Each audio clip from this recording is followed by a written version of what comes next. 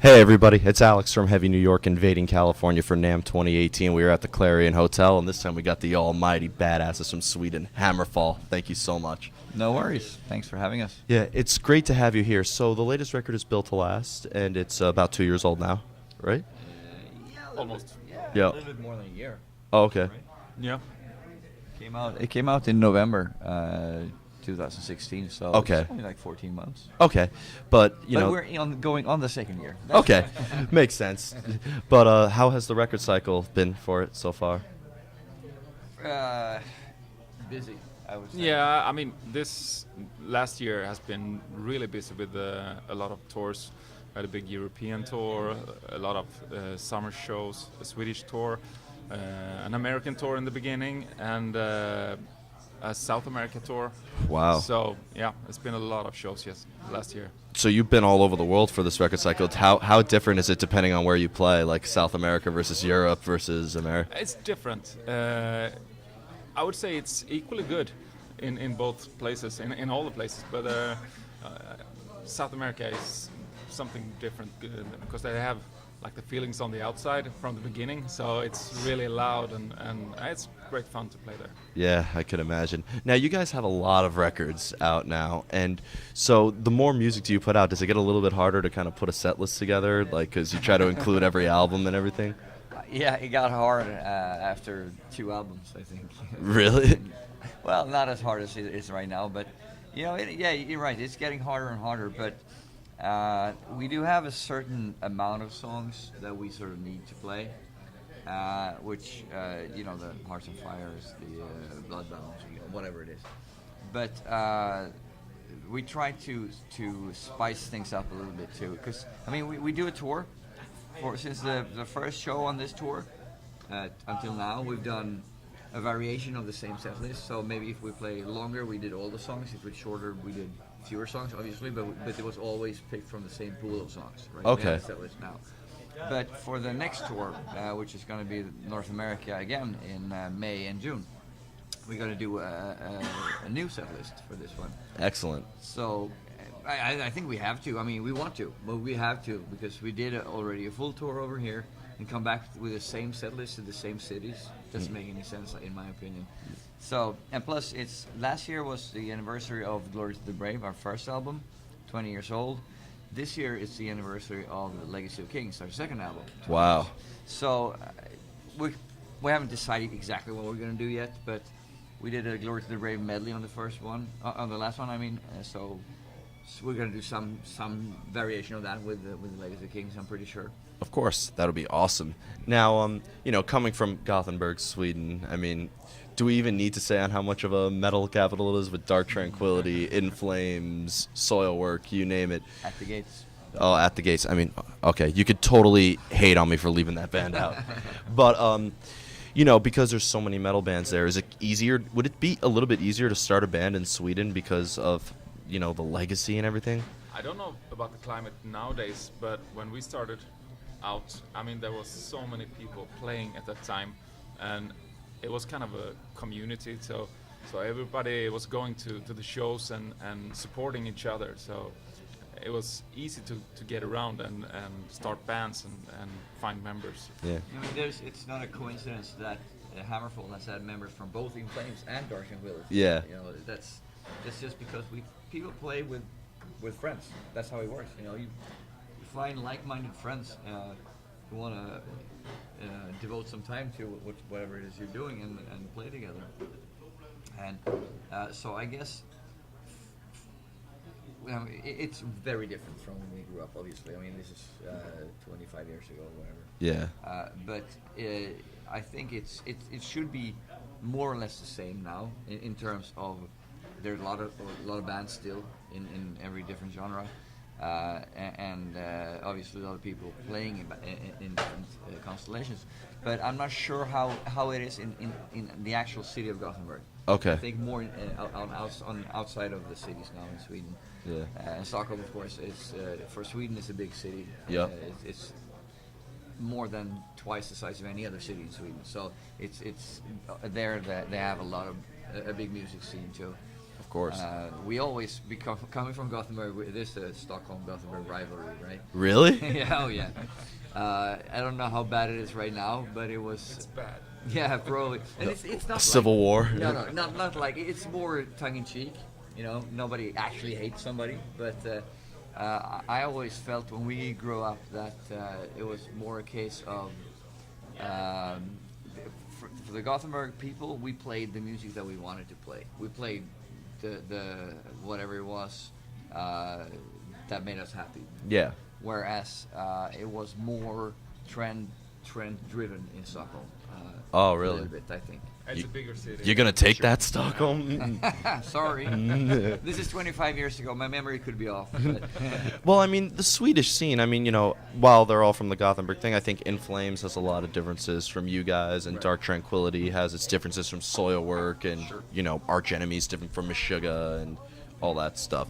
But, you know, you guys have, like, elements of folk metal and power metal and so many different types. Were you like looking at other forms of European music when making music, or did you just come up with this idea off the no, bat? this was just my vision of a heavy metal band, the perfect heavy metal band that I wanted to play with. That's basically what it was. I mean, the whole concept of HammerFall as an idea was formed in 1993.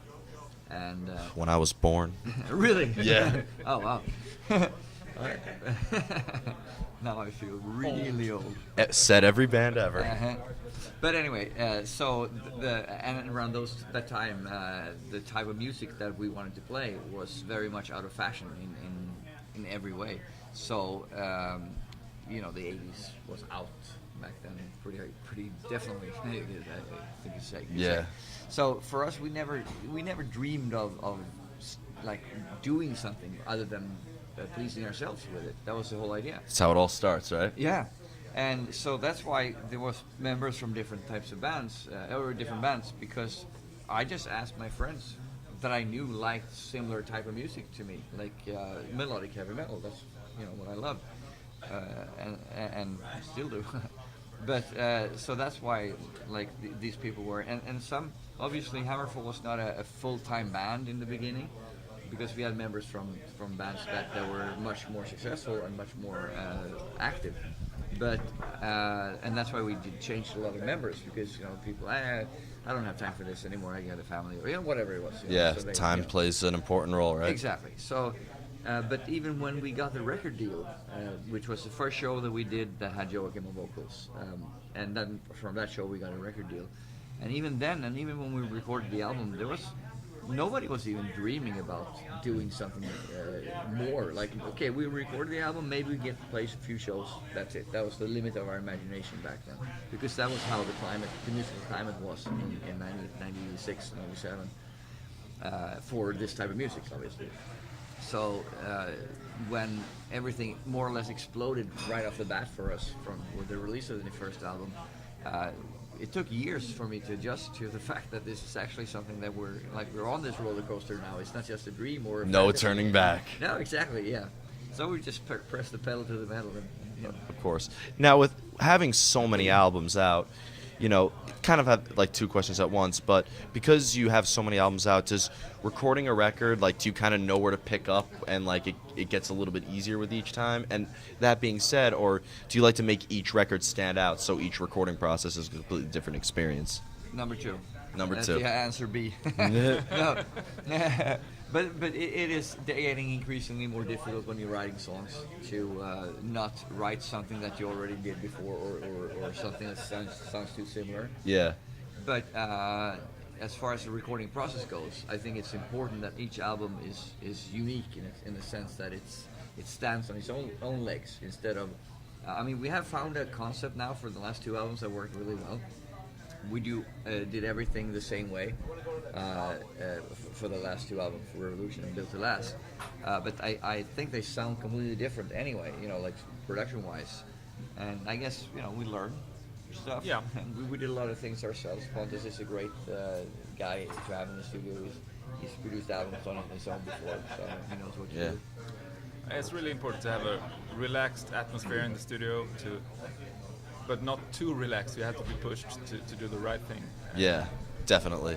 Definitely. Now, being that Built to Last is 14 months old, are you going to continue touring off this for a little bit longer, or are you like thinking of new ideas for the next record?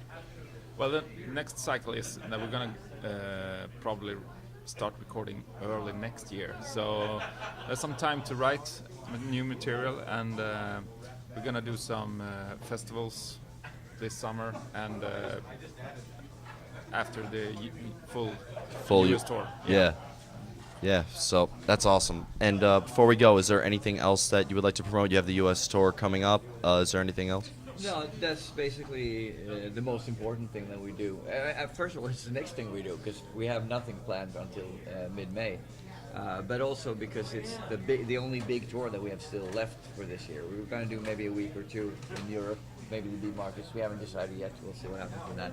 But no big touring anymore. So this year. So that's going to be the next big thing for us. So we're really looking forward to it. Excellent. Especially since the last tour here in North America, it was fantastic. Yeah. We had great response, and we did a co-headline with Delane, and it was fantastic. Oh, Delane is amazing. Yeah. And let's not forget, this time we have Flotsam and Jetsam as special guests, which is, again, you're a little bit too young, but... I know who yeah, Flotsam and I think you know who they are, but we were teenagers in the 80s. So, I wasn't even a sperm in the 80s. It was not even a formulated idea in Yeah. your mother's brain, probably. But the point is, this was a big. I mean, they weren't big per se, but the name was very well recognized. So for us, it's really cool to be able to do this with them. Yeah.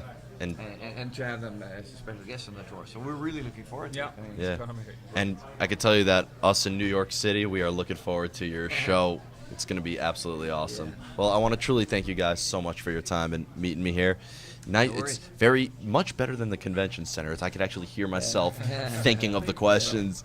Yeah. But everybody, we got the almighty HammerFall here. Be sure to pick up their latest record, Built to Last. Catch them on their North American headlining tour coming this spring, and we'll see you next time as we invade California for NAMM 2018 on Heavy New York. Thanks for having us. Oh.